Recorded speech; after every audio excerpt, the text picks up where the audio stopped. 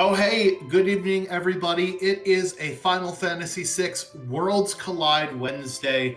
I'm one of your hosts, the Schwantz27, and joined in the commentary booth with me is Drinks Glue.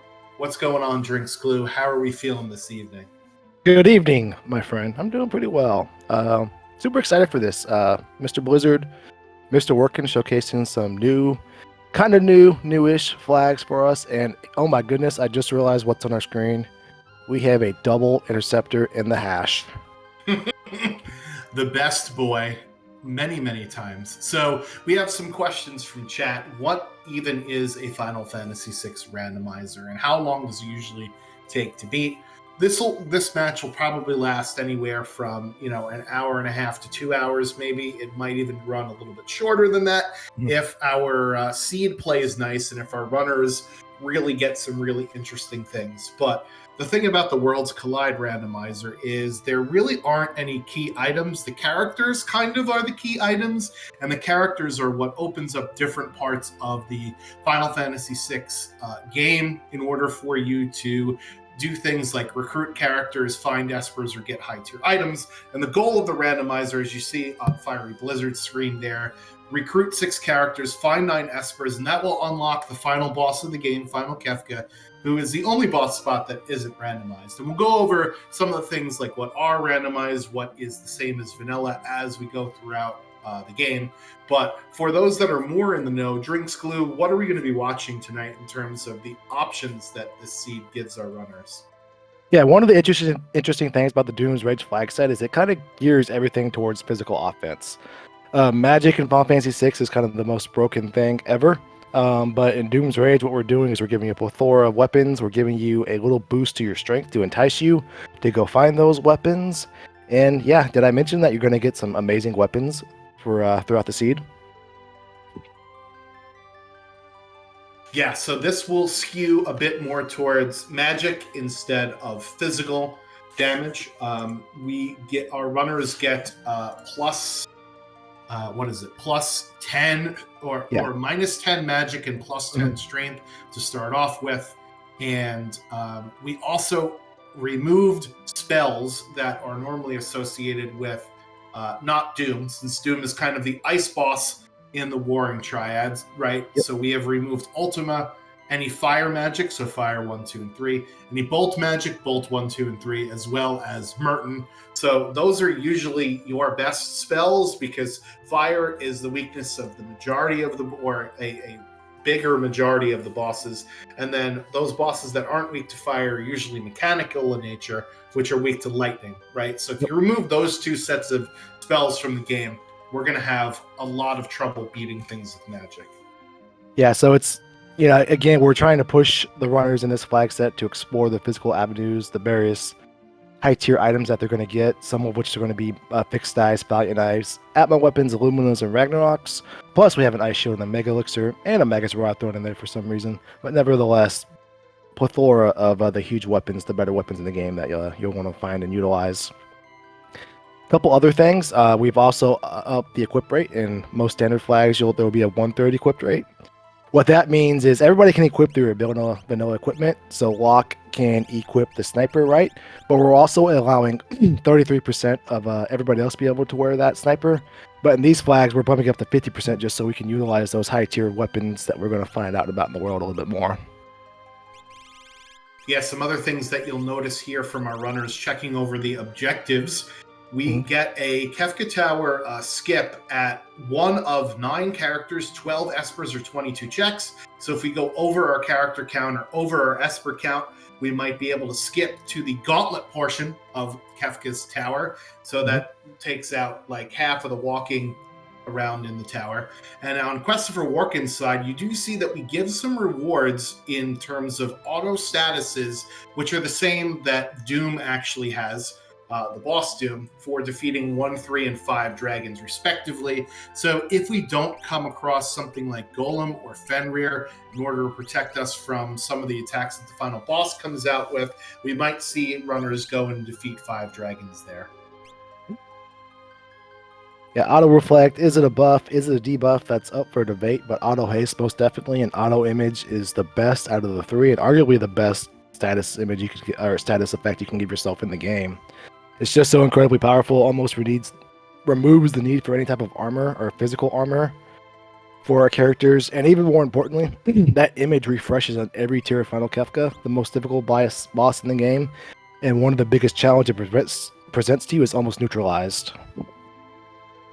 Yeah, so we do have to fight the final boss, Kefka, at the end of the game. That is not randomized, that is not scaled. That is going to be exactly what it is in the vanilla version of the game. How do we deal with everything else, though, right? Because we are going to be randomizing bosses around. They're actually shuffled around, so you can't fight the same boss twice. But how do we make sure that, like, let's say if Doom, for instance, is our first boss, which I don't think it can be in this seed, right? Because the statues are shuffled. Shuffled right? statues, indeed. The tougher bosses are waiting for us about an hour from now. So there are still some tough bosses that are not named the Warring Triad statues. So what happens with those bosses? Are they just going to body us right away, or is there some way to prevent that from getting out of control? So in Worlds Collide, we have a concept called enemy scaling. So right now, everything is starting off level 3. So tunnel armor right there, wherever he is, wherever he happens to be laying around in his cave. Maybe he's in the sky somewhere else. He's level 3. So as we proceed throughout the seed and complete checks, our bosses and enemies will gain 2.5 levels for every check we complete. So they start off very low right now, but it kind of works its way up to a point to where it outscales the current level we're at. So the difficulty increases as we progress throughout the seed. Interesting. So it's not like a location-based scaling like some other RPG randomizers. It's based on how many characters, espers, and dragons we have killed, essentially. Yep. A check is essentially that. It's completing one of our character checks that can give us a character or esper item, or it's killing one of the 8 legendary dragons, or it's a few other things, such as there's a couple checks in the Opera House. Toilet Atma is considered the check, if you will, and then there's one other check I'm missing. There's Zen Thief, there's Auction House, there's Zen Thief. All right, so we are seeing the randomization of shops. So shops are randomized, and the prices of the things in shops are random within a certain range of what they normally are in the vanilla game. As you do see a dragon horn there in the relic shop. Ooh. So our runners are basically looting and shopping for the first 5 or 10 minutes of the seed, just to see what's in the shops and what's in some of the chests. So the treasure chests are randomized as well. They're random within a certain percentage of what they are in the vanilla game here. But going out a little bit further, you mentioned there are events in the Worlds Collide game that can offer us things. So I see Cyan, and I think Sabin was our other character. I didn't see what abilities they had, because abilities are also randomized amongst characters here. But with these 2 characters, what are some of the places we can go?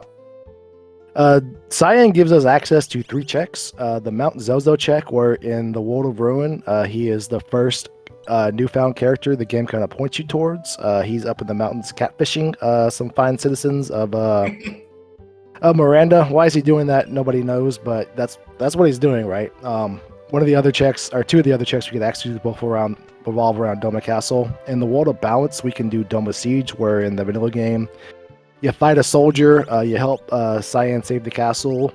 He just unfortunately, doesn't catch the other attack that's happening in the water. And then also Cyan gives us access to Doma Dream, where in the World of Ruin is where you go to unlock all of Cyan's best abilities and get the Alexander Esper. And Sabin, gives us a couple access to a few checks also as well. Checks basically revolve around miniature story events around some of our characters. Sabin gives us access to 5 checks: Collapsing House, the Phantom Train, the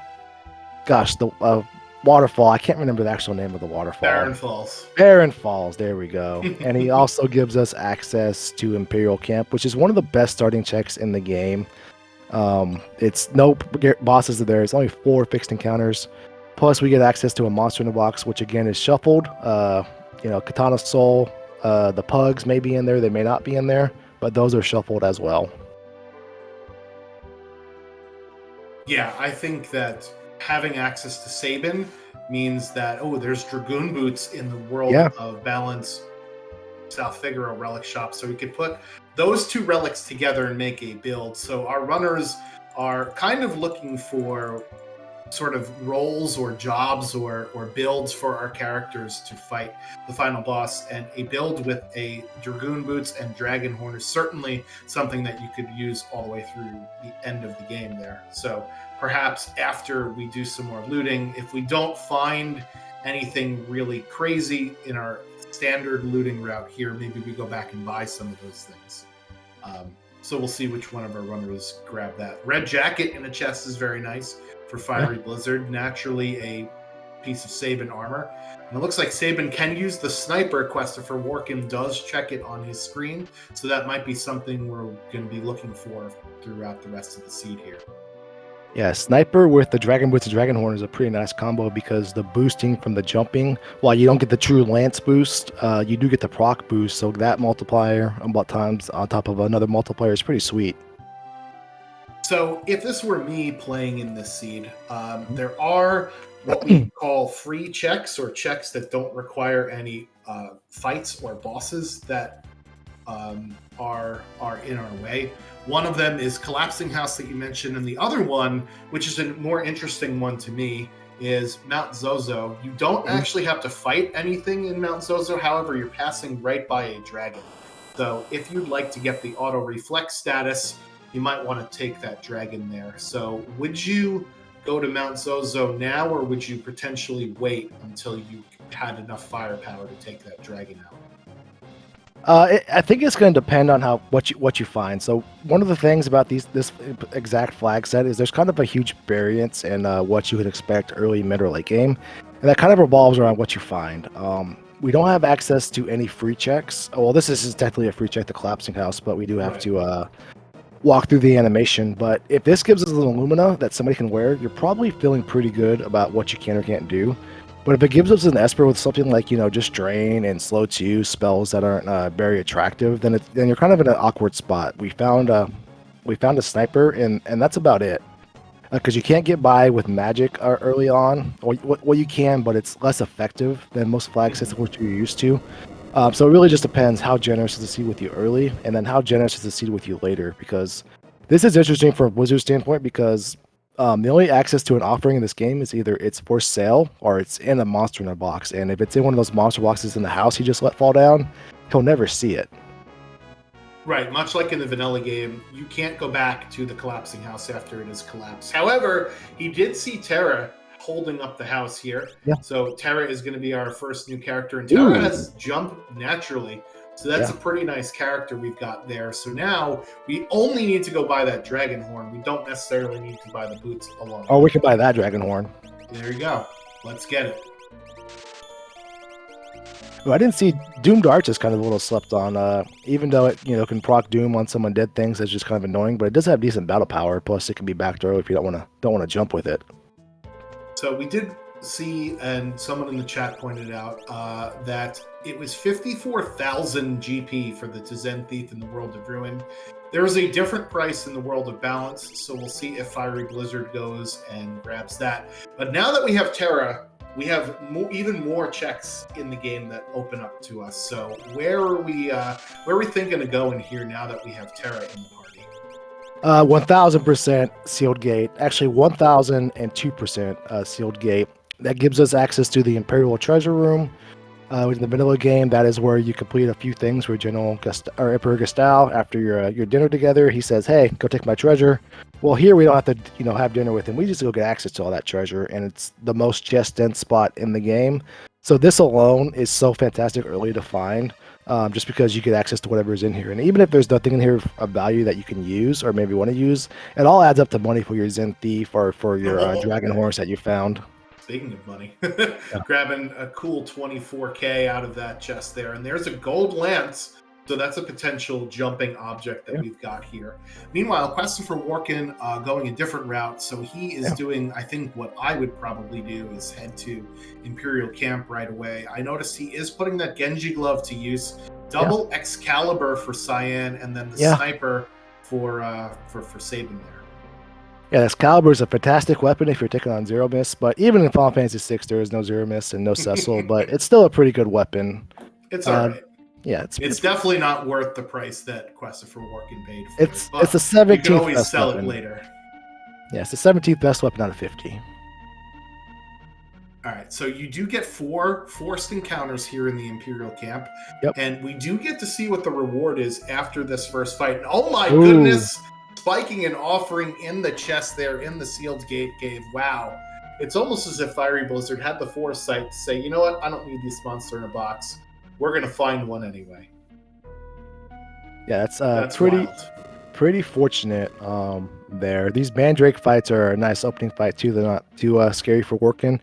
Some people call it level 3 jail, but your first fight is arguably your most important in that it's probably going to be your most difficult. And sometimes you get a nice easy fight and you know what, you never knew it, but you can get stuck on level 3 fast just based on some of the things that you have to encounter. Yeah, so it looks like the commands, thank you to Lily Spikes for pointing that out.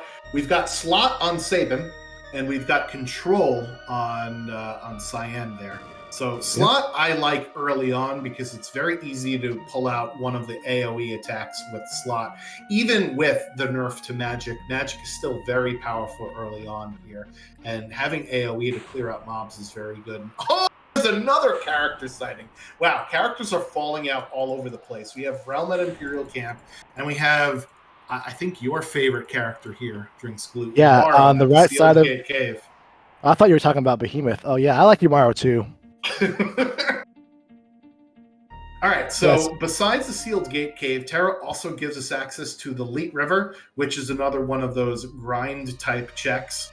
The Zozo Tower check, where we rescue her after she goes into her morph form in the World of Balance. And the last World of Balance check we have for Terra is the Welk Gate up in Narsh. And we also have the Mobliz attack, where you recruit her in the World of Ruin. So those are the 5 places for Terra to go. We just got GP Rain Realm. So Realm still has 44 magic power, even with the -10, which is kind of ridiculous for her. She is nicknamed the Murder Child for a reason, right? She gives access to Esper Mountain in the World of Balance, where she sneaks up on the crew and sketches Ultros, as well as Owser's Mansion in the World of Ruin, where you recruit her in the second half of the game there. Mm-hmm. Yeah. So this is interesting because maybe now Working doesn't do Collapsing House for a while, and so maybe if this Terror into Yamara leads to some other characters that we see totally different paths throughout the seed, which in Worlds Collide is entirely possible. With items and progress to the game not revolving around key items, revolving around characters, that means that we just need to find 6 characters and 9 Espers. And there's 27 Espers and 14 total characters, so there does exist seeds where multiple paths can exist to getting those numbers. Yeah, it's one of the things I love about Worlds Collide is most of the time there isn't one way to finish a seed here. Yeah. As I forgot to mark Realm down for Christopher Walken, and the number 24, usually not a problem boss, but when he overflows the wrong person, that can sort of be an issue. And we're going with a Hail Mary here from Christopher Walken, and it is a Kieran cast. So that is good for his team, actually. We do need help, but this fight's going to take a while here. Yeah. Yeah, with the unfortunate number 24 lasted long enough to trigger the element chain, and then Cyan is just unfortunately, Excaliburs are cool and all, but there's an element staple to him, and if he's not weak to it, you can't damage him.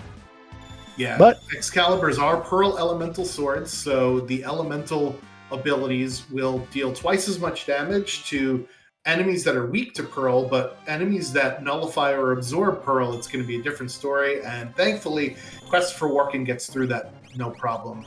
Very nice. GP Rain actually probably would have been pretty decent at this point. It does damage based on your level. It's not nearly as good as, let's say, GP Rain in some other Final Fantasy games, but it is defense ignoring, and it does pretty good damage through like the first maybe 15 levels of the game or so. It actually would probably do more than any of the physical attacks that he would do. We do get Siren from that with Berserk and Imp on it, so that's a pretty good spell to have, regardless of the fact that Siren is great during Glue for the final boss. Yep, there are 2 things we want thinking ahead for the final boss. We want access to instant death. We want access to mute. We also want access to calmness protection, but that's his own different beast. But having mute right off the bat like that is a pretty good feeling. All right, so it looks like Christopher Workin is going to continue on yeah. the Sabin train. So Sabin and Cyan actually have really good synergy with their checks. Obviously, with them both being recruited around the same time you do in the vanilla game, right? We've got all these checks right next to each other between Imperial Camp, Doma Siege, Barren Falls, Phantom Train. So it's very easy to go, bing, bang, boom, count, reducing the amount of airship time. NG Dave coming in with a party of 3. Thank you so much, NG Dave, who is actually one of the final 4 people in our current multi-category tournament. Will be going up against the person that eliminated me, and that would be Golden Shocker. So good luck to both of you. But thanks for the raid. Appreciate it. We are watching some new Tournament of the Month War of the Magi showcase here. So do you want to go a little bit into the tournament itself, Drinks Glue, as to what the rules are and what to expect when we start this up in June? Yeah, it's as simple as can be. You sign up, you get placed into a group of 4 people, and then you play one of those people once each month. And then as the months turn over, those groups will be shuffled, so you'll get new matchups. And as you proceed through your matchups, as you earn victories, or as you sub, or as you just generally complete a few different things, playing through the War of the Magnet, you'll garner and earn experience points, and experience points allows you to move up the level magic leaderboard. And there are a few other little individual tasks you can do to start you off at the level 100 or 100 experience to be a level 10 magic. Workin and Blizzard are doing one of those activities right now. If you compete in a War of the Magi sync race with one of the flags before the event starts, you'll get 100 XP, and you will start off as a level 10 magic. Congratulations, GG's to those 2. Yeah. And it looks like we're going to get a Phantom Train play here. So you can actually peek what the reward is in the caboose here. Yep. I wonder, would there be anything that would make you reset if it's not a high-tier item, let's say? This is interesting because, working, maybe if this Esper is a bad Esper, I think I would personally reset out of that. If that was like a strength plus 2 Esper. If we had float, then this would be cool, but I don't think we do. Yeah. If I had maybe this was Esper number 9, this is maybe something that to come back to, but maybe for Working, he's just, just trying to, he knows how talented Fiery Blizzard is, so he's thinking I just need to push the envelope and try to, get through the seat as fast as I possibly can, not worry about finding good Espers or not, just getting them and going. Looks like Fury Blizzard's going to get his access to his first Esper as well with his Ultra Spore fight. Not far behind Working at the waterfall. Yeah, this is a gross fight, unfortunately. Does not give you any XP or MP or GP. It's just a Hachu sneeze away, and that'll be the Phoenix Esper. So far, we knew that there was going to be a nerf to Magic Glue, but these Espers are pretty terrible as well. Yeah, really the best spell you could hope to find is probably Ice 3, and then even then, if you haven't found the Realm, it's going to be a little sketchy, no pun intended, getting it off. Yeah, Realm with GP Rain has at least a decent ability, but yeah, we're gonna want to have something else to do for her here. I'm wondering if Blizzard with his Yamaro, his newfound MVP, wonder if he'll be making a visit to Coliseum anytime soon. Yeah, so besides the Coliseum having random rewards for random bets, what else does Umaro sort of open up for us, right? I don't think we talked about him as a character opening up some checks.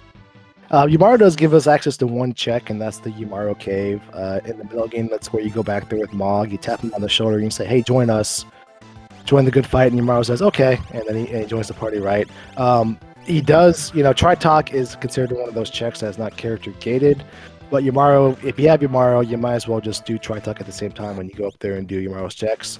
Plus, one of the 8 legendary dragons resides up there, the Ice Dragon, or whatever is replacing the Ice Dragon today. Also happens to be lives up there. So Yamaro in himself is really efficient in the terms of checks per density per time you got to walk between and get to him. It's pretty dense, pretty efficient. All right, so we did see a ghost sprite running around Esper Mountain, and it ended up being a fixed dice there as the reward not exactly what we're looking for. However, it is still a weapon that perhaps one of our people could use here in order to help out, make some of these fights faster. So we're going to check the equipability, and it looks like there are lots of different people that could use the fixed dice. So we'll use it for now. With that offering, actually, it could basically run over almost all of the bosses in the seed for quite some time. So yeah, that's a really nice find. Fixed dice is so slow, but it's so safe. It makes you immune to all the tougher fights in the game, like a Doom Gaze, as long as you know you're not susceptible to level 5 Doom. But if you run across Magimaster and you can survive a little bit from the attack it's going to throw at you, eventually you'll take him down with a fixed dice offering.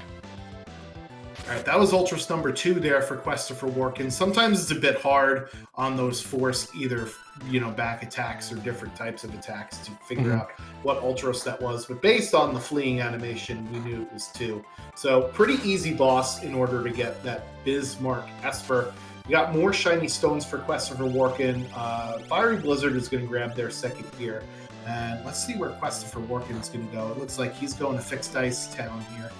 Very nice. Against Narapa. So our runners are kind of doing the same stuff that each other is doing, and I just think personally it's because these are the faster checks that you can go to at the moment right now. So this totally makes sense. We kind of want to. This is a speed run after all, right? The goal is to beat the game the fastest. So we do need to get to our gold numbers there on the tracker, but we need to do it as fast as possible. Yeah, this is Warkin's kind of get to that point where scaling, especially with having that dead XP Ultras 4-5 for both runners now, Warkin's been a little bit more so because he doesn't have all of that collapsing house loot plus the sealed treasure loot. But this fixed dice, I think, is going to get him back on a good track, get him more level with the stuff he's going to be fighting for a while. Yeah, we just need to find something for Realm to do. I would like to see him using GP Rain instead of the fight command, but Realm, I don't think, has learned at Ice 2 either, right? We did get an Ice Shield in our initial looting route, so we can actually learn Ice 2. Unlike if we had a Flame Shield or a Thunder Shield, we wouldn't actually be able to learn those spells. So we'll see as we have some divergence here. We have Owser's Mansion there for Christopher Warkin, and we have the World of Ruin Narsh loot from Fiery Blizzard, as you mentioned earlier. Yep, we're about to see our first dragon fight, and this will give Fiery Blizzard auto reflect, which is interesting. You're allowed to have auto reflect right up until the point you need to heal yourself, and at that point you wish you never got it. But nevertheless, I still think it's more of a buff than a debuff.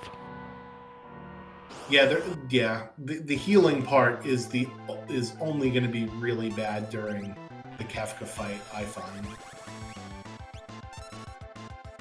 And this is the Gold Durgan.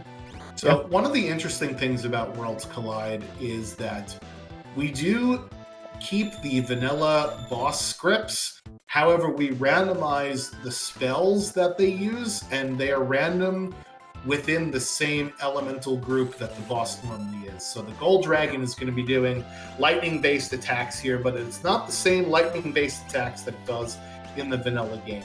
Now, you can alter that so that they do the normal battle scripts that they use in the vanilla game, or you could even have them cast completely random elements where Gold Dragon can do ice stuff.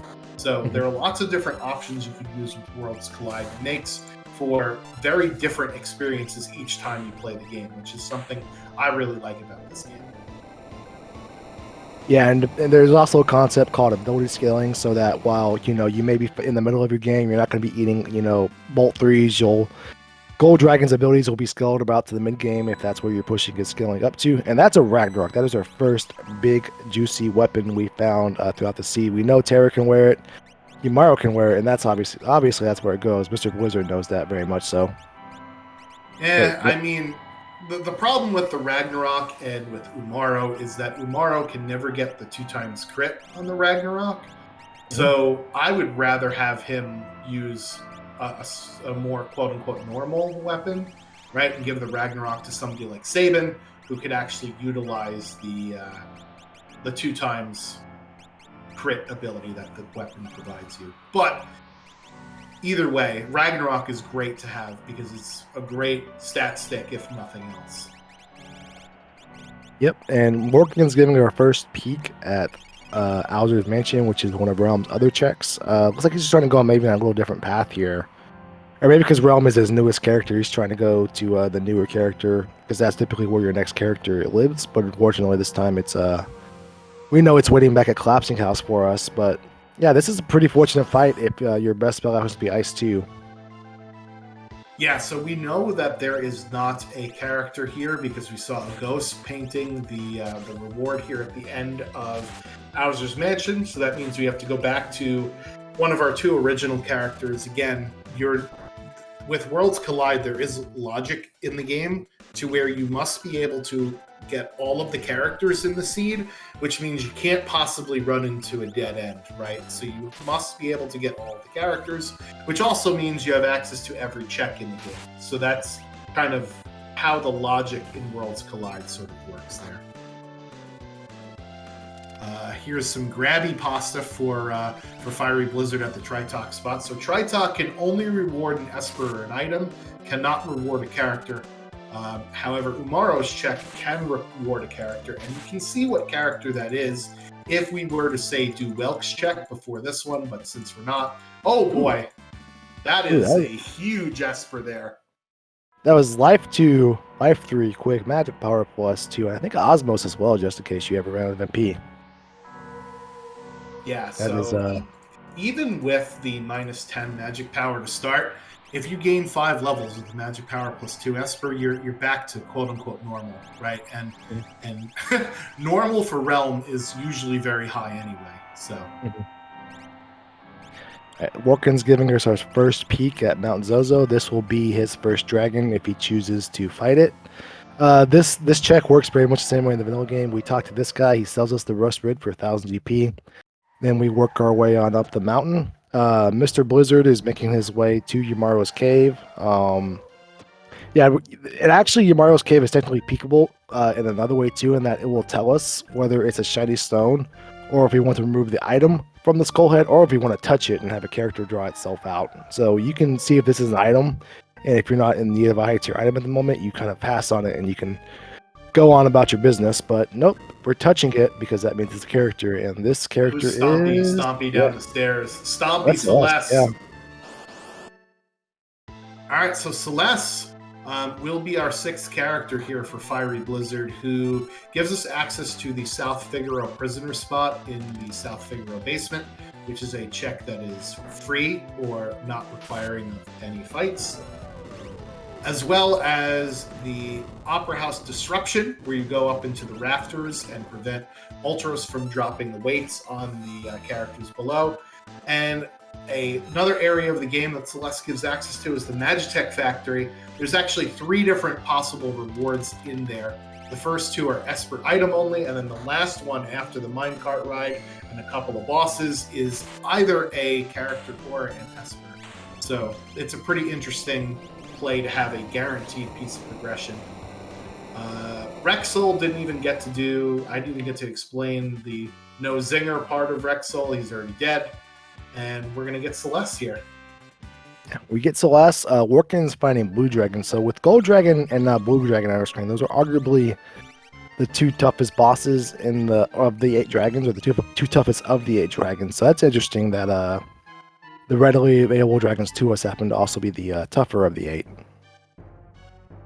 But he's through it, no problem. Yeah, so I think Fiery Blizzard found an Esper maybe with Ice 3 on it, is what I'm seeing from the chat. So that's something really, really good to have.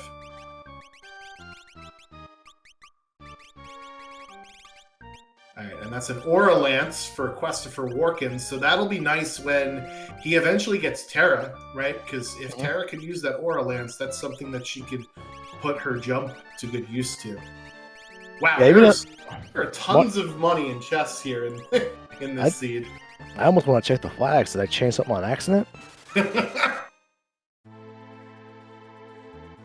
All right, so we kind of have a tale of 2 different runs here, right? Would you rather be in Fiery Blizzard's place, getting your character requirements already, or would you rather be in Christopher Warkin's place, where you don't have as much access to the world and it forces you to go do certain checks?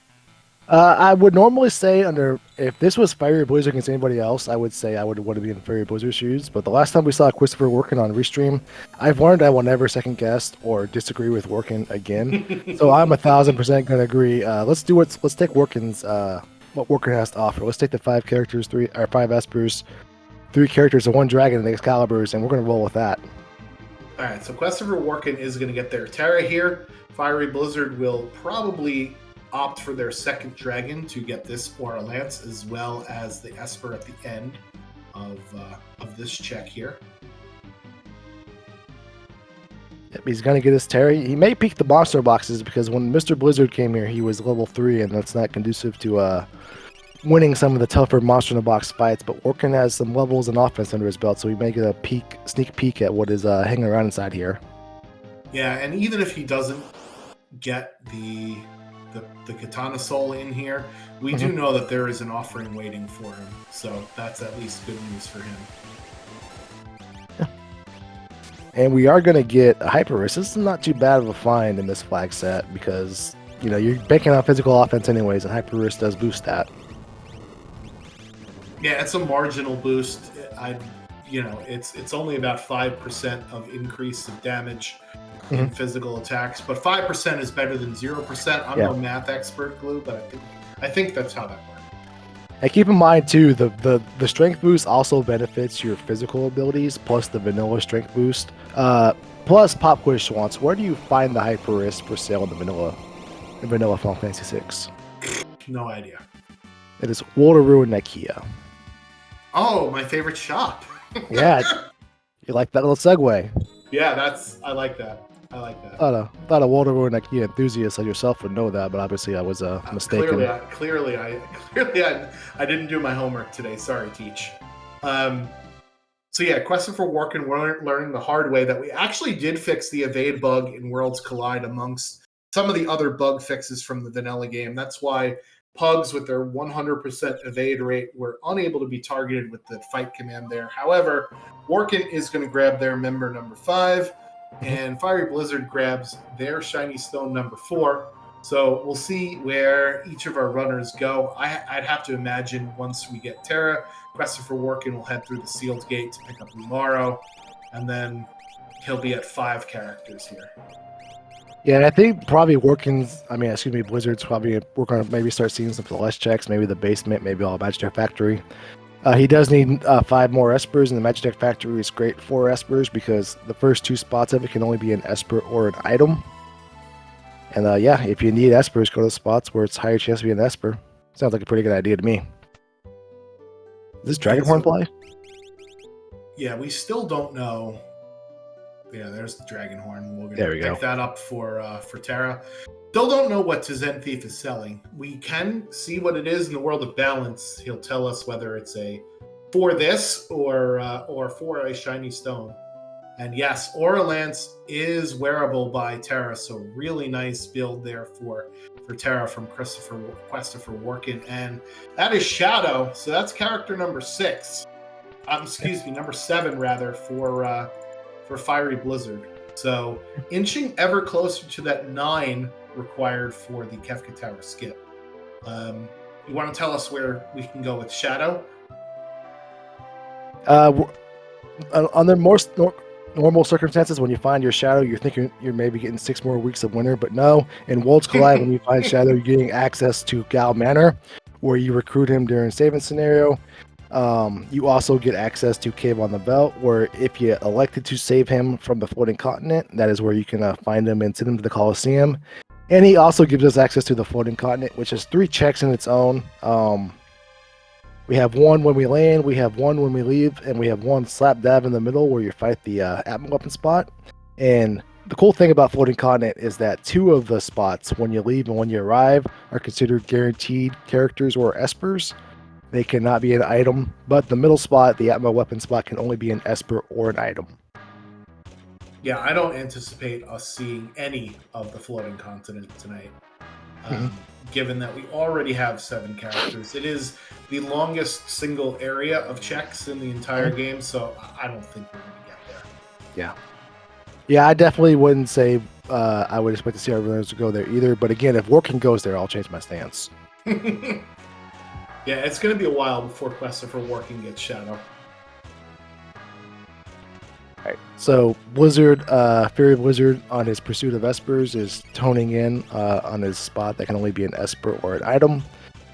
This would be interesting if he decides to do all three of the Magitech Factory spots, because the end of Magitech Factory, the Minecart Escape, is guaranteed to be an esper or a character. It can't be an item, but it's gonna be a little weird if it's another character, and we're depending on who that character is, it could be a net negative, because if that's like a Strago or a Go-Go, that's kind of like, just extra checks we don't want to do.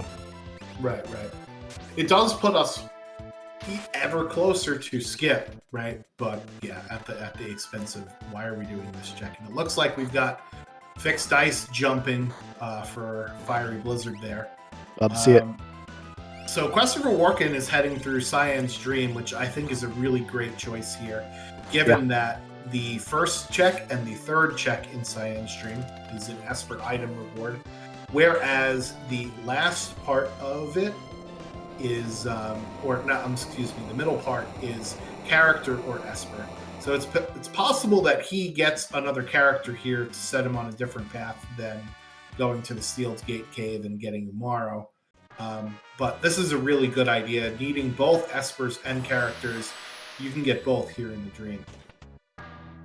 Yep. Dumbwood Dream is the single, arguably the best check in the game. It's a little bit scary in that if the second boss gives you the business, you have to go a little bit of the ways to get there. Unfortunately, this Tritalk, with the fixed dice and GP rain, I think we're fine. It's just that our Excaliburs aren't going to do as much good here. No. Yeah, we're gonna have to do. There it is. Ice 3 is on Fenrir there. Yeah. Ice 3 also won't do us any good here, but it's nice to know. But yeah, we're gonna be stuck with GP Rain and Slot, because this boss is only weak to fire attacks basically, and defense ignoring things, of which most of Slot's is defense ignoring. Mm-hmm. Not Legomorph, but the other ones, yeah. Uh-oh. Oh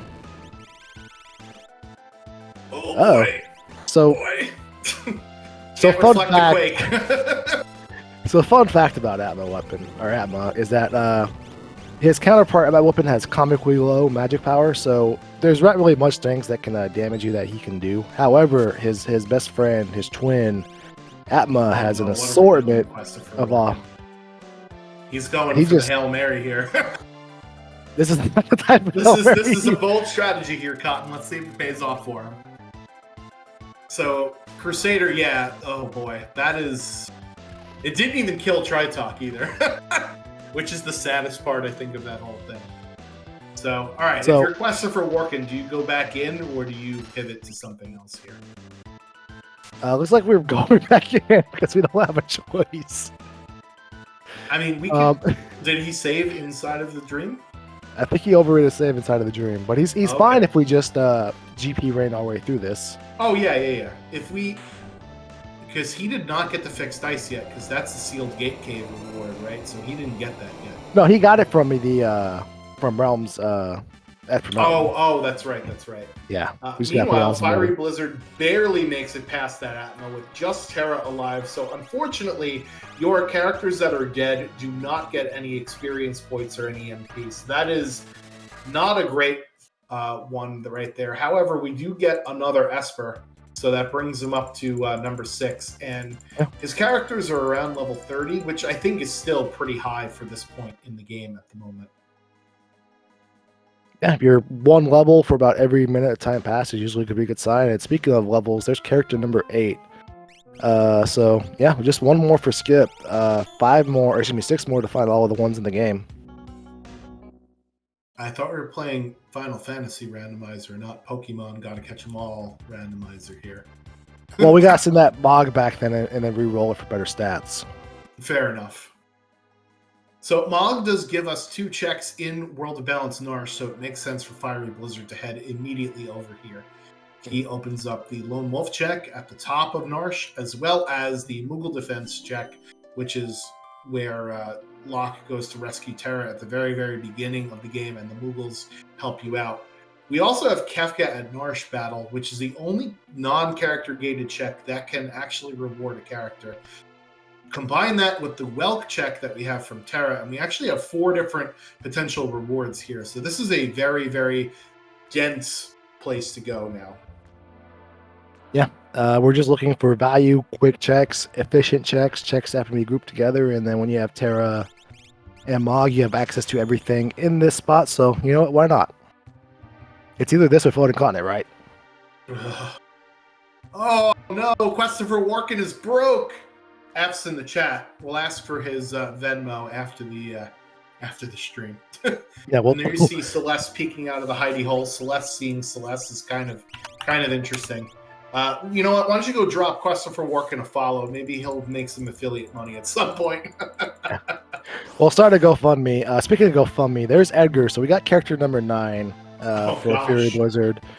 Still a pretty good chance we get 5 more and get all 14 before we get 9 Espers. Well, that would be funny. It'd be unfortunate. No, And Mr. Workin is through Tritalk, and he gets an Esper Shiva for his troubles. Yeah, they put that fixed dice on Terra, which makes a lot of sense there. Mhm. Fixed dice does ignore defense. There is an Ice 3 on Shiva. Makes sense. So Fiery Blizzard getting their skip. So even though Fiery Blizzard unlocked Kefka Tower skip, he still has not unlocked Final Kefka. So even if you go take your skip, you won't be able to fight the last boss in the game. That is very important. Do not confuse the Kefka Tower skip with the Kefka unlock, because the skip is a one-time use. Once you burn it, you can't earn it ever again. Oh, that's cruel. That was 3,500 GP in the chest for working there. Just 3,500. Yeah. We're used to seeing 5 digits, and another character. So with the Lone Wolf, you can either choose the reward that Lone Wolf is hiding, or the one that Lone Wolf has on his person, which in this case is his Aura Lance. And we already got one from that other dragon, so I guess we'll do Locke. So we got a couple more characters. Glue. I'll take Locke's checks. Yeah. Locke opens up the Nourish Weapon shop for a choice of an Esper or a high tier item, and another high tier item. That's the Ragnarok choice in the vanilla game. We also get access to Phoenix Cave, where we can go fight maybe Dragon number 3, perhaps.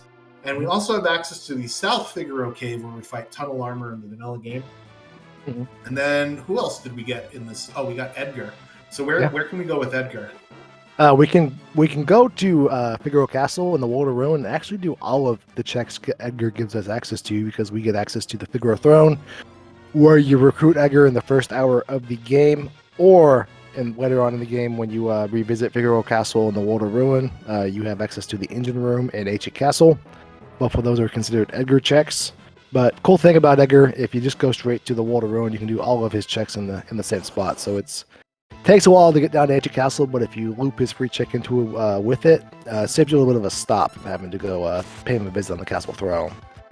But I fully expect Blizzard to make his way on over the Doma Dream at some point in time, because if you need Espers, Doma Dream is the best spot to go, and as Workin has unearthed for us, you're getting at least 2 Espers out of Doma Dream, possibly 3, depending on what's on the throne in the Alexander spot. And oh no, number 28 this is not going to work. Yeah, he likes ice.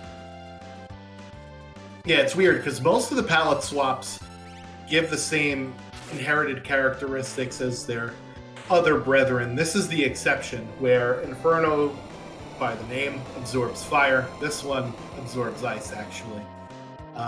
Both of them are weak to lightning, which we don't have. So Realm is kind of SOL in this fight here. Yeah, Realm can't contribute too much, but again, we have that fixed dice. We have those. Excaliburs will work here at least.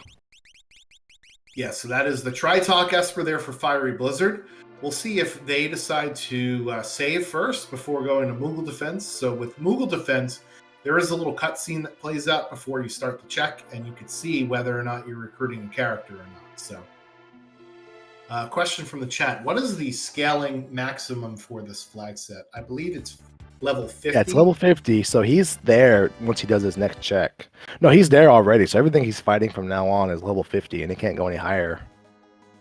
Which is 'Cause he had that- kind of a relief, right? Like you now know that it doesn't matter. You can't accidentally increase scaling by doing stuff that you didn't need. That extra lock character doesn't actually hurt you at all.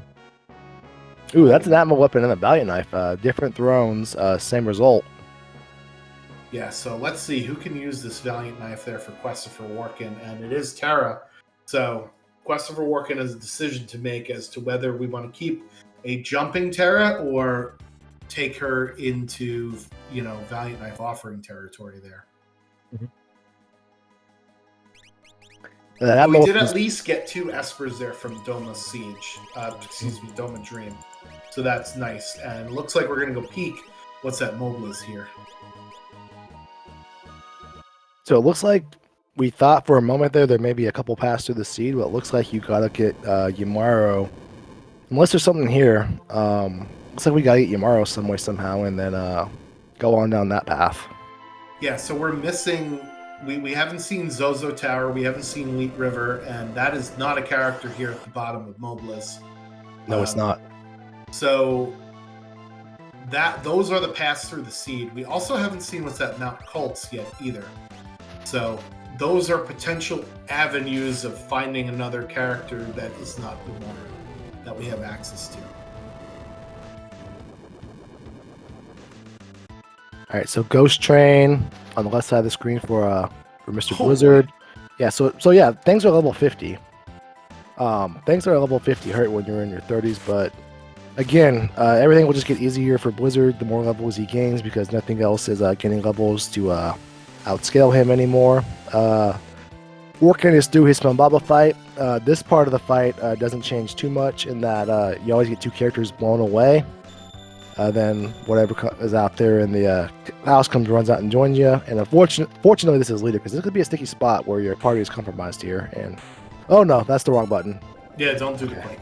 Yeah. So a couple things about that Phantom Train fight. We don't have access to Blitz on our characters, so no train suplex, unfortunately, here. And we cannot actually throw a Phoenix down on the train because the undead property has been removed from bosses in this version of Worlds Collide. It's a setting you could turn on or off, and in this case, we've turned it off. And that's an Atma weapon there, which is a bit unfortunate for Workin. Going through that fight, and the Atma weapon is something that he could have seen prior to actually going against that fight. You can talk to the little girl downstairs, and we'll tell you what the reward is in that case. And I think Fiery Blizzard accidentally turned his timer off, so we're going to just ignore the fact that it looks like he's a minute and change behind, because he's not actually behind. He just stopped his timer accidentally for a brief moment. And it looks like we got another Esper there, and that was Ramu. Yep, so that's final Kefka unlocked for Fiery Blizzard, plus he's got access to the skip. The question is, does he have enough levels to take on Kefka here? He's pretty close. With that Atma weapon offering in tow, he can just kind of shuffle it around for his statue fights if he needs to, because remember, the statues are in the vanilla spots, just shuffled amongst those 3 vanilla spots. Yeah, and there's some of the 50 though. Yeah. He is definitely not high enough level for that. He is not ready for that jelly. I think you're still a little bit short, because remember, we did find a red jacket, and while red jacket, inherently is anything special, it is a poltergeist solver because it negates fire. So if you can get a character with an Atma offering and a red jacket, that's poltergeist right there. That's the toughest of the 3 down. And the other ones will eventually go down as long as you have some way to either A, restore your health, or B, mitigate it. Yeah, the thing about poltergeist is he is the spicy chicken, so he does like to use fire spells, but he also likes to use other types of spells. I'm thinking like non-elemental ones like Hyperdrive and Ultima, and he also likes using Wave Cannon or the equivalent, right? So there's a lot of non-elemental things that Poltergeist will use, and that can be potentially devastating on your team, especially because the Atma weapon requires you to be at full HP in order to get the maximum amount of damage out of it. Whereas the Valiant Knife, on the other hand, requires you to be at lower HP, right? So an atma weapon does ignore defense. However, it costs money to, or costs health rather, to maintain it. So I don't, yeah, it's, I think personally you need to be at least 40 to go and take on the statue bosses at level 50. We'll have to see what Working does before I give my final answer. Let's pose this to you right now, right? Fiery Blizzard is having a problem with, I would argue, the easiest dragon in the game here with a full party. He is not ready for the statue fights. I think this was just a product that's just going south because of the opening Martin that happened to be which was pretty powerful. Skull Dragon is generally a joke in that, yeah, he does access to some fire things. He can do disaster to one character, which is debilitating, but usually you kill him before then. I think that was, I still stand by the stance. I think someone as talented as Mr. Blizzard could get through. It may take an attempt or two. It's not a for sure thing, but I think if you know the scripts, if you know what's going on, and you're comfortable shuffling stuff around, you'd be able to get through those fights some way, somehow. Yeah, there's that Valiant Knife there. Auto haste from that dragon is also going to help a lot as well. So we'll see if Fiery Blizzard decides that is enough here. Oh boy, it is super cheap fixed dice from Tizen in the World of Balance. Yes, indeed. By the way, Christopher Workin is on 15 checks, in case you were wondering. So he still has to recruit another character and another couple of Espers. But if he heads over to Narsh, he's going to see that there's Celeste at the Umaro spot, and he's going to grab Edgar as well. So he's got some options that he can do here. Atma weapons for sale there in the shop. Oh, yeah, take 4 or 5 of those, and we'll call it a day. Yeah, we haven't really seen great armor, though, right? We saw one shop selling a behemoth suit. We have one red jacket and one ice shield, and that's about it. We don't really have good gear. All right, so Fiery Blizzard is hopping in. So this is where the Kefka Tower skip lands you, in case you were wondering. And we're going to see how this goes. It looks like he's overloaded this left side with Celeste and Umara, which is an interesting strategy. Normally, you would put 2 of your strong characters in the middle because they're going to be fighting 2 bosses while the other lanes fight 1. But maybe this is just a scouting to see what's here. And we do have Spicy Chicken out first up on the bat. Do we have Stop? We don't have. I don't think we have Stop. I don't remember seeing on Esper, but we do have access to free Reflect. So if he tries to stop you, joke's on him because he'll turn around and stop himself. Yep, that is a great point. So we'll see how Fiery Blizzard deals with this, because Poltergeist will counterattack basically all of your attacks with some sort of fire magic, and it looks like Celeste can use the Valiant Knife. So it looks like he's going to go, Atma weapons at full health, and then Valiant Knives at lower health in order to take out Poltergeist, which is a really good heads-up strategy here. So at this spot, Poltergeist has about 43,000 HP, and if we're doing 6,000 or so a swing, we have a few cycles in front of us to get through this, plus whatever Umaro can contribute to us. Body Slam would be so much better there. Not much. Yeah. Fortunately, you can't instant death Poltergeist, so Umaro just uses the Body Slam if he's able to do so today. Yeah, so the Body Slam will ignore defense, and Poltergeist does have auto safe, right? So that will mean that he is much less susceptible to your physical attacks. And unfortunately, yeah, this is what I'm talking about here. He's relentless with his spells, and it is stuff that is not necessarily only fire, right? That arrow coming out.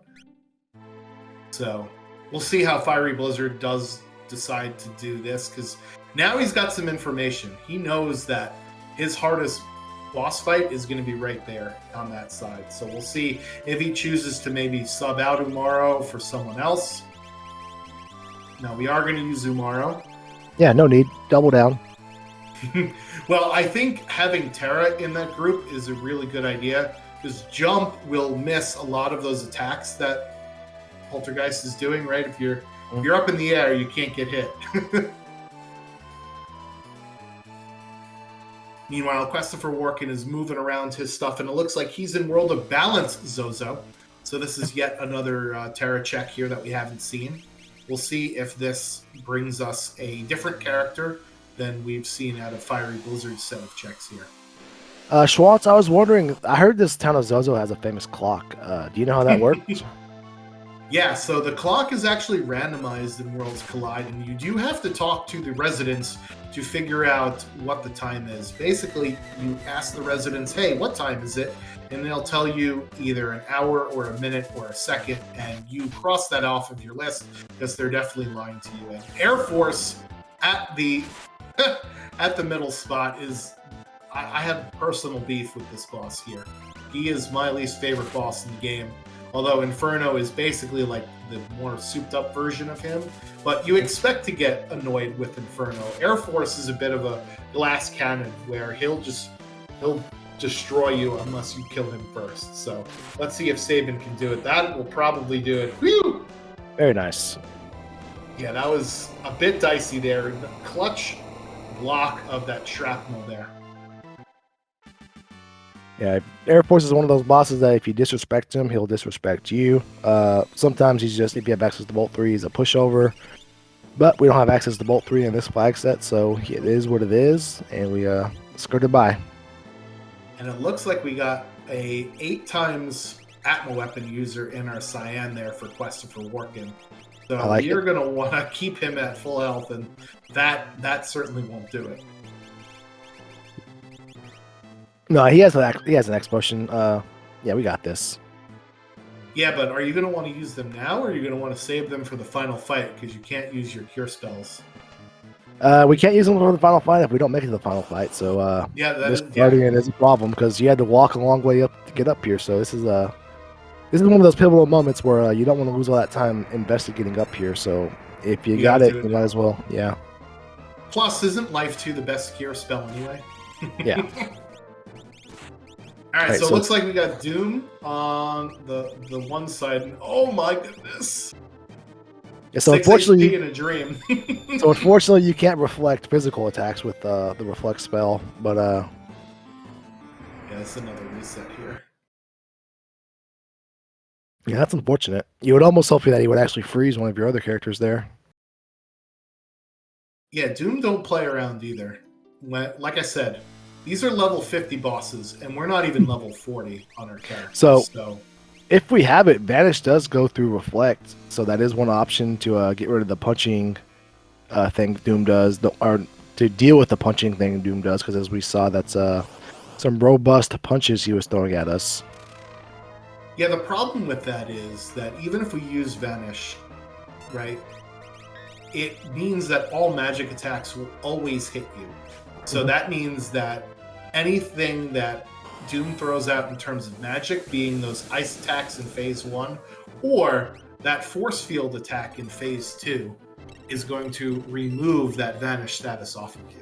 So it'll be good to do for maybe a turn or two, and then you're going to be stuck with the consequences. And it looks like Terra doesn't know stop.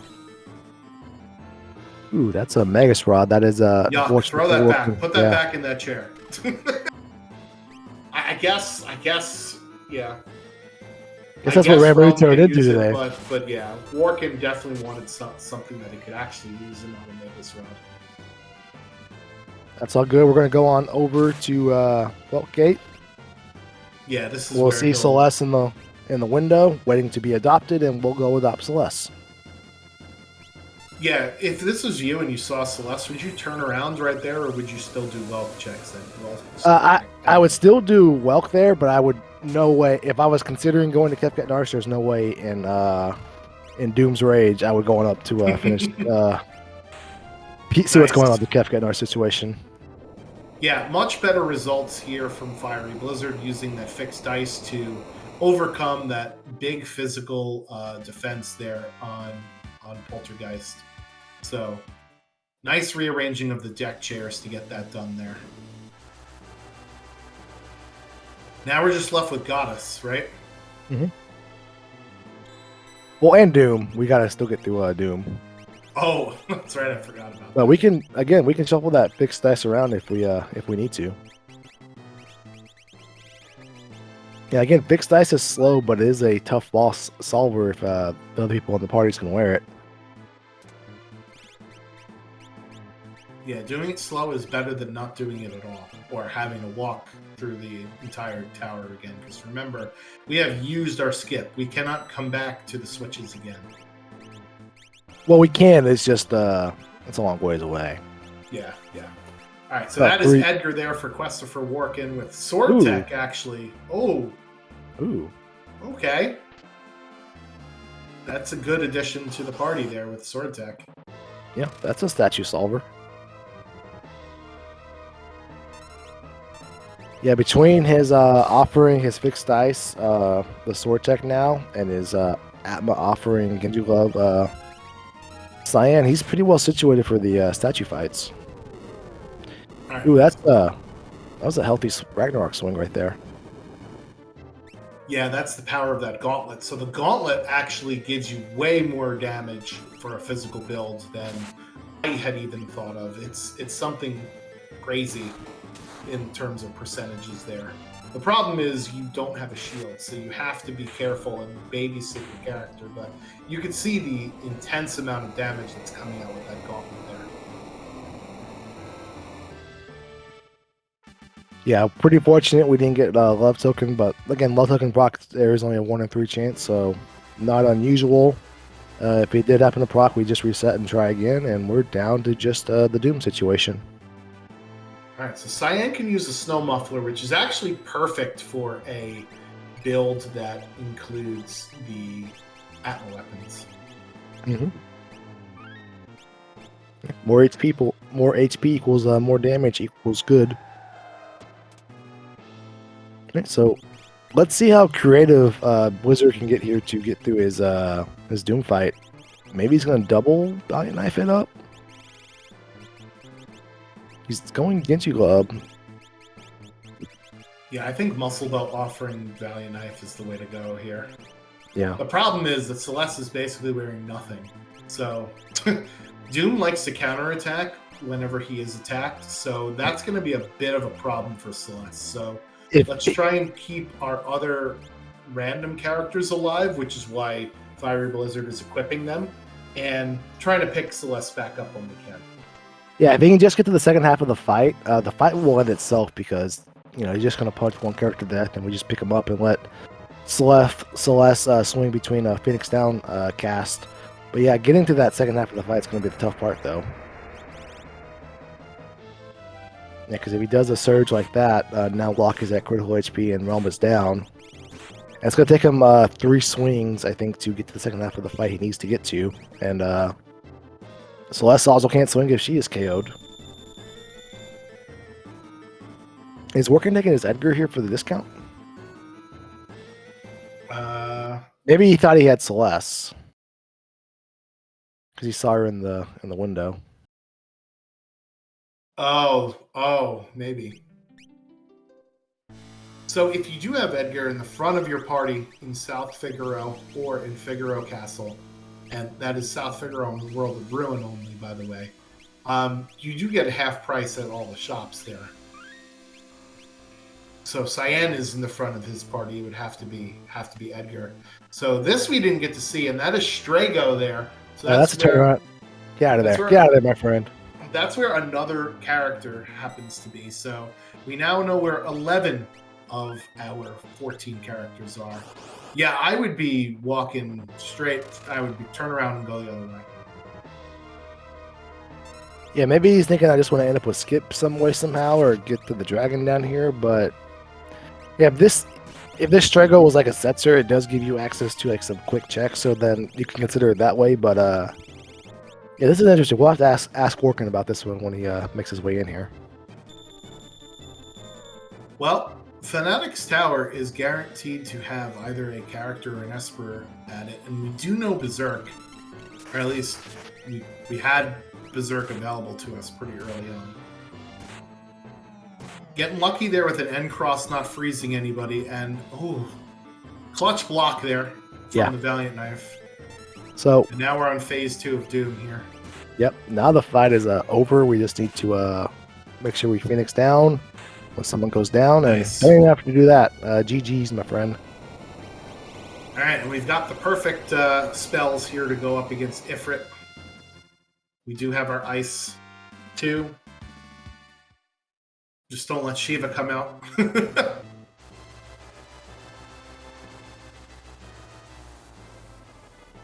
Yeah, I don't think this effort will be live after this 8-time at the weapon swing here, but more importantly, Fury Blizzard is through his doom.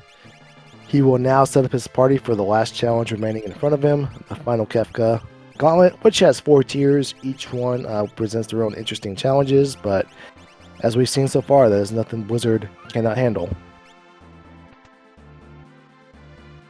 Yeah, so in this particular seed, the hardest part of it, I believe, is the statue bosses there. The Yeah. Kefka fight is not nearly as difficult because you have your full party with you. Yeah, typically in this flag set, you would expect the final boss or the most challenging part to be the challenges the statues present to you. And if you can get through the statues without having to walk the tower twice, then you're pretty well situated for the final fight, and it just becomes a quick exhibition match for you. And I fully expect that to be the case here for Fury Blizzard. All right, so a fun game we like to play here in the Worlds Collide community is how long will it take Fury Blizzard to complete his final Kefka fight? The 4 tiers from start to end. We will play a little guessing game in the chat. Feel free to get any type of guess you would like out there. If you've never played before or unfamiliar with the expected time for this fight to take, a good reference for average offense, you would say is about 10 minutes. And I'd say Fury Blizzard has a little bit probably on par with average offense. So me personally, I'm going to guess 9:15 on the dot, 9 minutes, 15 seconds. And for watching tonight, Schwantz has very gracefully decided that if anybody guesses the time on the dot that it takes Fury Blizzard to defeat this final boss, he will give them a brand new Hyundai Sonata 2025, fully loaded, all on Do they even Schwantz's make those time. cars anymore? Probably, I don't know. I was just guessed a random car off my head, but I saw in my parking lot today. I saw the new Elantra N. They're pretty nice looking. They're like the sports version of the Hyundai. Anyway, normally I would say in the 8 minutes, but we have Umaro in the final party of the team, and Umaro's kind of a wild card. So I'm gonna go with 9 minutes and 3 seconds. Okay, fair choice.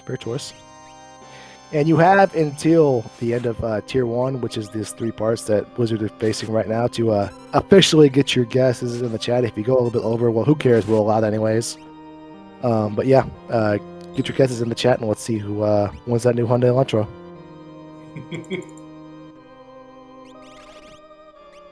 All right, so Red Dragon. This is pretty fortunate. This is where you want all the ice magic because you had Ifrit at stop number 1. Now Right. Red Dragon at stop number 2. Yeah. And the funny thing about the Red Dragon is that he actually changes his battle script when you have Reflect. So he'll do like some move called, I think it's Eraser or something, to try and get the Reflect status off of you. So it'll waste some turns there. That is a bit unfortunate though. Yeah. I think Senior Behemoth does that as well. So once it detects you have Reflect, it does something weird. And it doesn't really do anything because this is auto reflect and it's not something you can take away. So essentially, it just stuns the boss. It's like a free stop spell. Speaking of stop, we're on tier 2 here, where you can actually stop hit, which is that blue guy, although you'd never want to. Fire Blizzard using Siren here to mute magic, which is hilarious because that's all magic does is magic spells. We can instant death the middle part of this boss called Tools with Doom, and then that Tiger Face is actually weak to ice. So those are kind of the weaknesses we've got for this particular boss here. We have most of them in tow, so this shouldn't be too bad for us. Yeah, we got a lot of the pieces of the puzzle to work our way through this. We got we got mute, we got instant death, we got Yamara. What more do we need? And actually, we're pretty fortunate here in that we have the Ice 3 and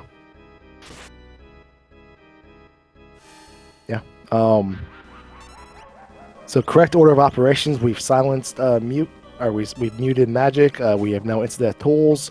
So now we want to take out Tiger Face next, and then after that it's dealer's choice on whether we want to take out hit or magic. They both have 2 debilitating death counters. A hit will hit you 10 times, and magic can either do your spell 1 to 2 times, and then also throw in a quarter in there as well. But you want to do one or the other first, because quarter into 10 hits equals no bueno. No. And Yumaro gracefully takes out Tiger Face, ending any and all Yumaro slander right here tonight. Sure, let's go with that. It looks like Christopher Warkin is going to head up to do the Umaro set of checks. They will actually be in go mode once they finish the Tritalk Cliff check. Now, if you have 7 characters and you know where an 8th one is, are you tempted to go get that 8th character to get maybe a 9th one for Skip, or are you just going to head into Kefka's Tower? I should also mention that he's close with the checks. Yeah. So he walks out of here with Skip no matter what. So, and there it is, Life 2, the best cure spell. One of the things we don't want to have happen in the vanilla game, it's not a big deal if one of your characters are dead in between tiers, because then somebody comes in off the bench. But with Worlds Collide, we've only been using 4 characters basically the whole game, so you do not want your bench players to come back. And it looks like we're getting some more Life 2 cure.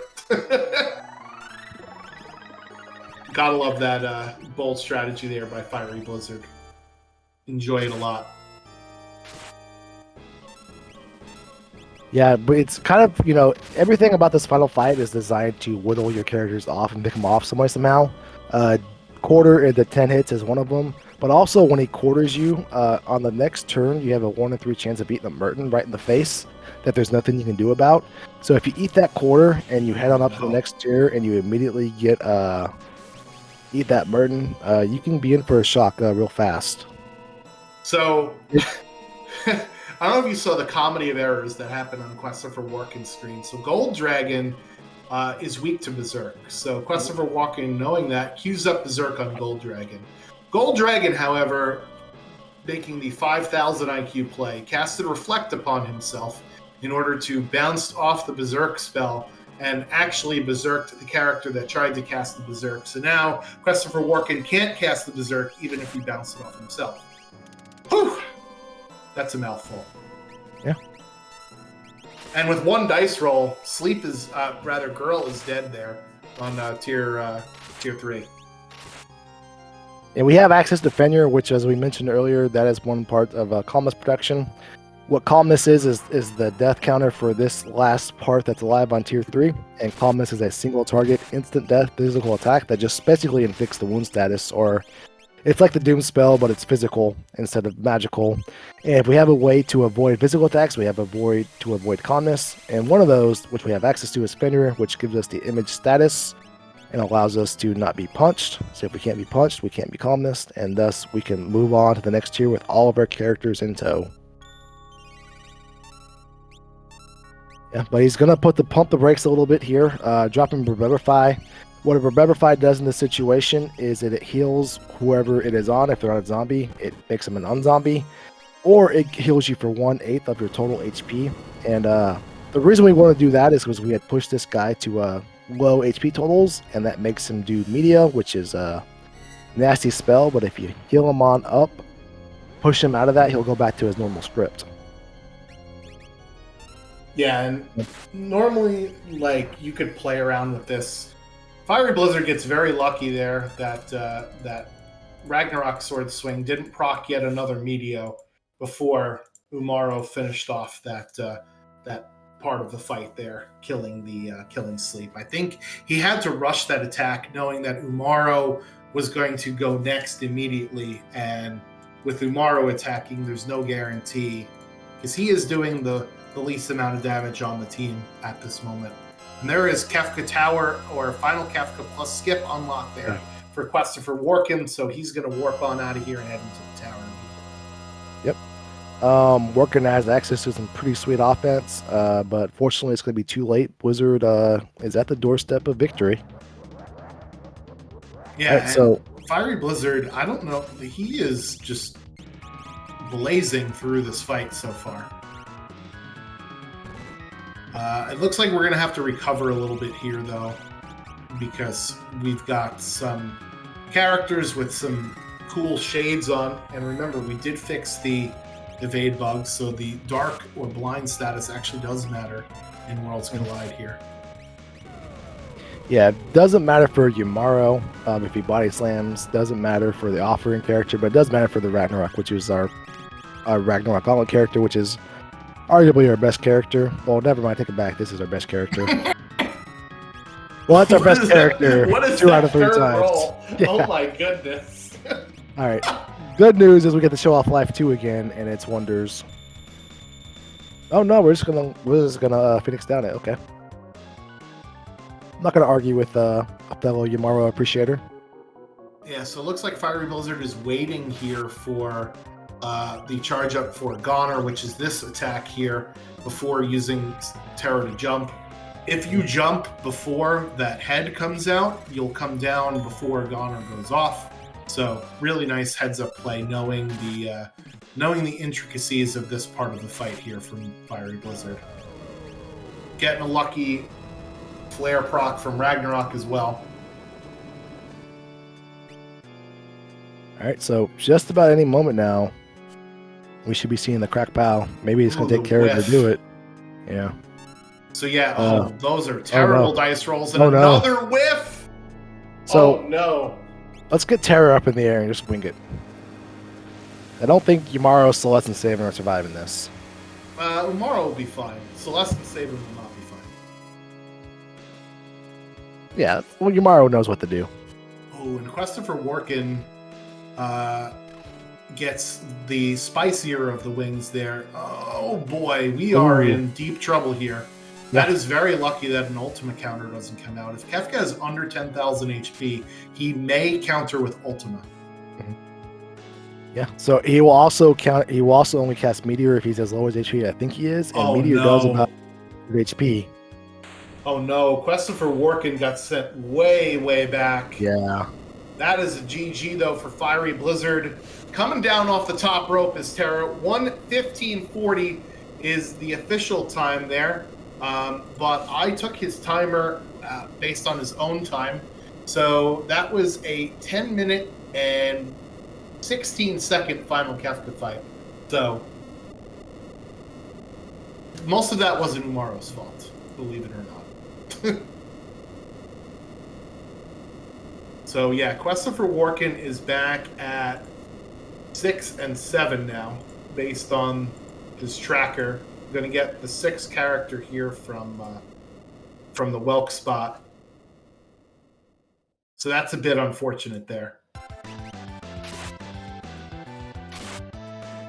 We'll see if we can get Fiery Blizzard in here for an interview.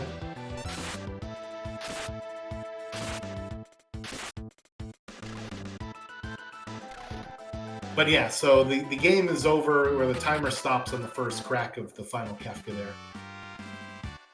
Yeah, usually babysitting Umaro is the hardest part of the final boss there, because you don't want Umaro to proc a lot of the counterattacks that can potentially devastate your party.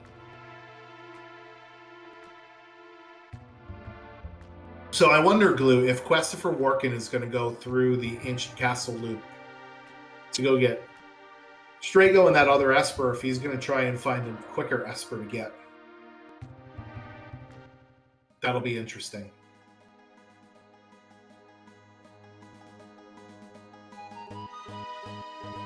I think if he was, I think he forfeited in the wrist room. But I think the way he ended up going was the fastest way to get back to where he was. But I think he's just gonna call it a mistake and learn from it. All right, so I'll mark him as done here. So this way we can get him an invite to our room here, and we can pull them in.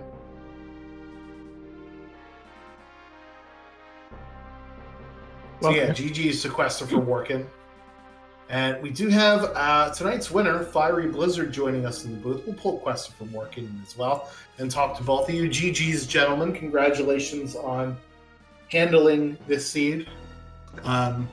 So we'll start with tonight's winner, Fiery Blizzard, with the sort of doom flags that tend to favor physical offensive builds. What is sort of your strategy when going through these seeds here? Well, at the end there, I was really hoping for an ice shield somewhere, and was very disappointed that I didn't find one at all. But yeah, you kind of hit on it. It's Doom's Rage, and it's go find things that hit hard. There was no doubt in my mind once I saw that Yeti 5 minutes in, he was staying in my party. So don't worry about that glue. But it's... Yeah, I mean, it's go find the big sticks early, whether or not that's going to be the fruit dragons early or something else. You're really just using the fight command. It doesn't matter what magic is.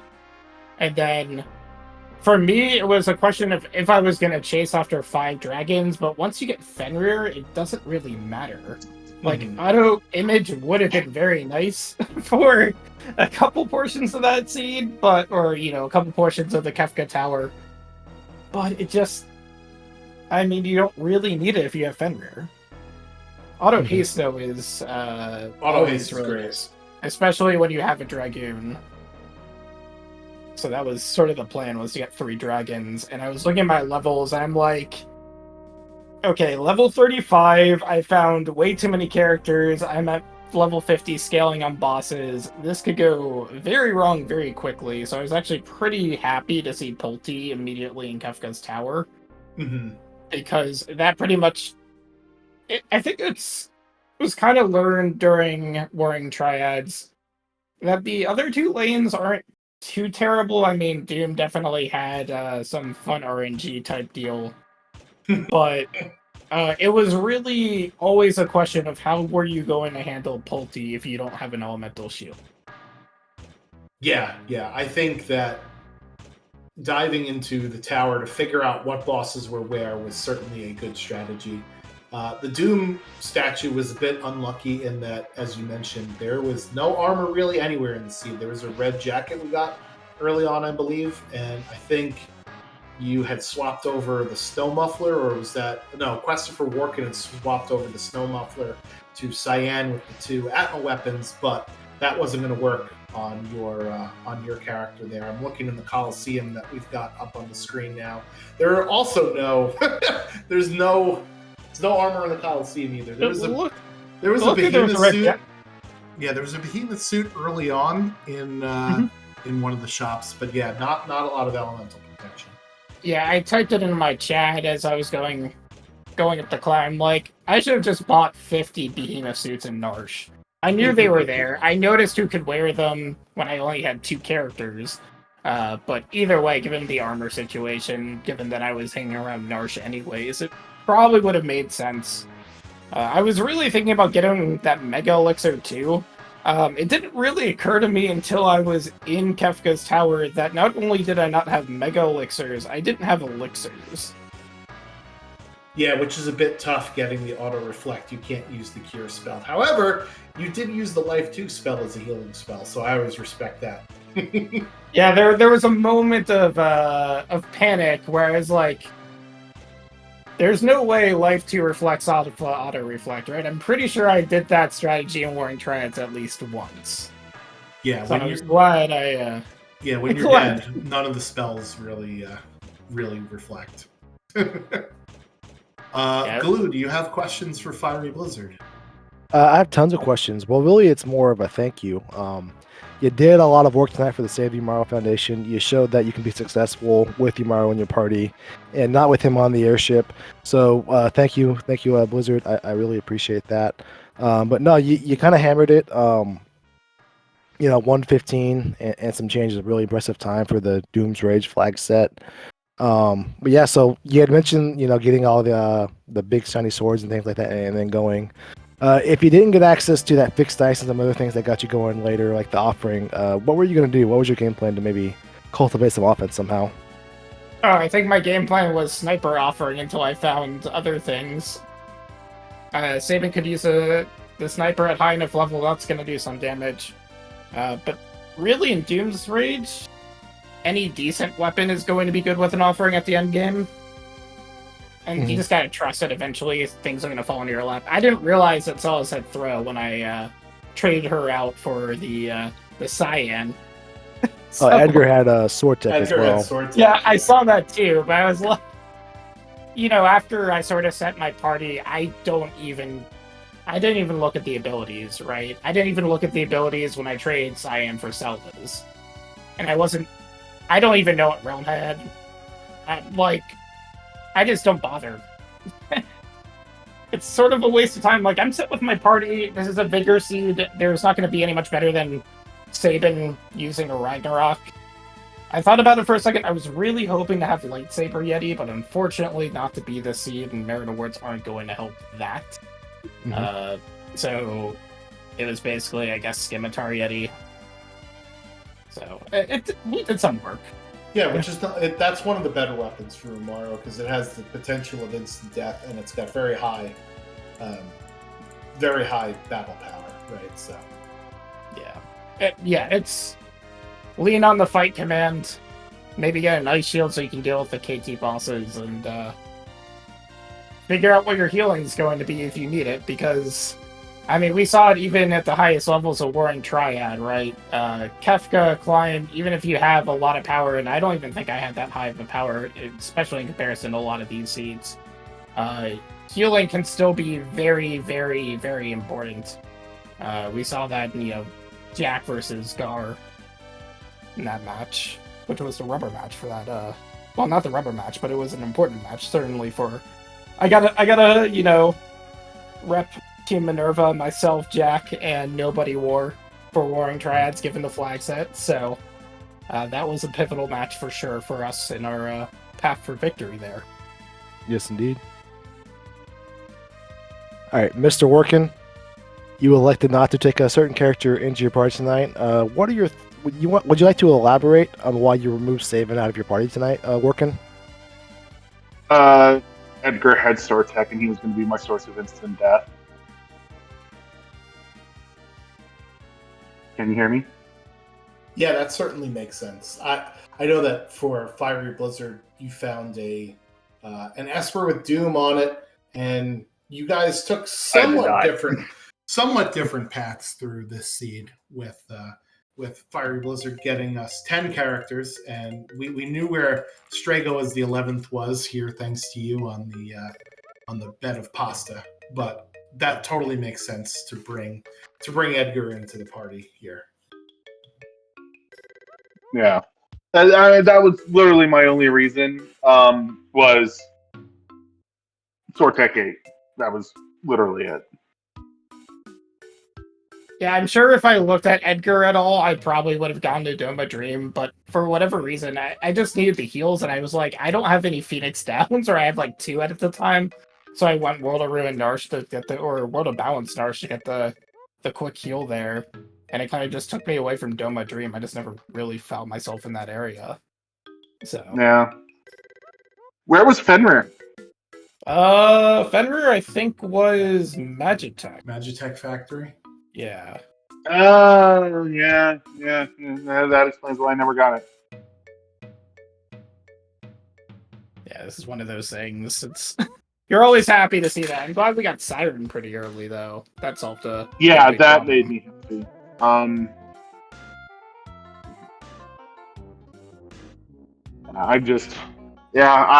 I FF'd. I wiped on running face first in Poltergeist, and I hadn't saved in too long. Like, I had lost a lot of progress. So it was just not worth it. I would have been going another half hour at least. Pulte is, if you're not saving going into Kefka's Tower, Pulte is the one boss you absolutely don't want to see first. Yeah, I thought I was good. I had Dragonhorn, Aura Lance, Jump Terra, and I sent that with Sabin and I thought I was good. I was just not. Yeah, I was not good enough to go up against the statue. So I need to practice this flag set more for the tournament. I need to practice all the flag sets more for the tournament. Yeah, it's really, I think, the key takeaways in Warring Triads versus like Ultras League. It's that at the end of the game you're fighting the 3 statues. Kefka is a known quantity. and is kind of not even the final boss, truthfully, in this game, or in this flag set. Yeah. It's, how are you splitting up your parties? Are you going to decide to run the statues twice? There are a lot of decisions that can swing a race, even 10 plus minutes at the very end. So it'll be interesting. I'm excited to get Warring Triad type flag sets back into the rotation. I really enjoyed that event, and I'm looking forward to more of the Magi and the monthly tournament here. Is it Magi or Magi? What would you say, Schwantz? Magi. Magi. More I of the say Magi. Magi. Magi. Just like it's Magus and not Magus. Wait, that doesn't make any sense. But it does to me, okay? All right. It's Magus and Magi. See, I just say Magis Sight, so Let's ask Kefka what he thinks. it's too busy being bad. That's my bad Kafka impression. Anyway, thank you, Fiery Blizzard and Quester, for working for doing a showcase for us on SpeedGaming. Yep. Really appreciate you running. Can't have the races without the runners. And also, congratulations on your level 10 magic upgrade that you now got. Glue, you want to sort of explain how that all works? Yeah. So as players play through the War of the Magi, you can earn experience, and you'll work your way up the level magic leaderboard. But before the event starts, if you help out with a restream, you host a little new player campfire, or you compete in a sync race with one of the War of the Magi flags, you will start out as a level 10 magic and garner 100 experience point for yourself. So congratulations, guys. Y'all are in first place now. Tied with a whole bunch of scary people. Yeah. Yeah, those are scary people. I don't think Gar's too bad of a looking guy. I don't think he's scary, but if y'all disagree, I won't argue with you. But I would say the opposite, personally. They're all scary. I'm not even going to comment on that. Everybody is scary. Everybody run for the hills, or everybody run to go sign up now for the War of the Magi tournament of the month. It'll start off in June, so appreciate you, Glue, for not only doing commentary with me for the show, but also for spearheading this little event and for taking it under control. So that'll be fun. Yep. You can sign up whenever you like if you are interested. Just the little minimum commitment is basically three 1v1 races a month is all of that is expected of you. You are welcome to hammer them all in the first week, the first day, even the first hour if you are really a real go-getter. Maybe you get 3 controllers and you play all 3 seeds at the same time, some way, somehow. But you can spread them out, whatever works out for you. Maybe you're going out of town for a few weeks. You just say, hey, through the 10th through the 20th, I'm unavailable. Then you just knock them out at your own convenience and go from there. I approve. I mean, look, you can play all 3 seeds at once if all of them have a Yeti. Exactly.